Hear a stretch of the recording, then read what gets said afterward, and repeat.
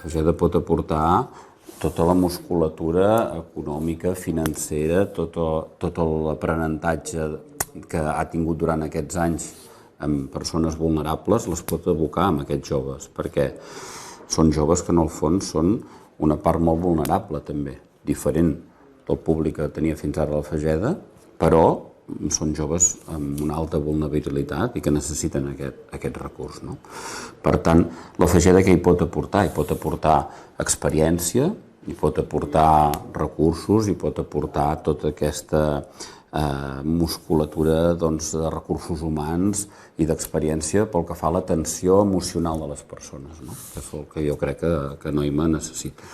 Quin serà l'èxit de l'escola? Per mi l'èxit de Noima serà omplir aquests buits que no hi ha cap altre recurs de la ciutat o de la comarca que en aquests moments els hi pugui donar servei. Per tant, recursos nous que no existien i que no vagin a solapar-se amb res que ja s'estigui fent.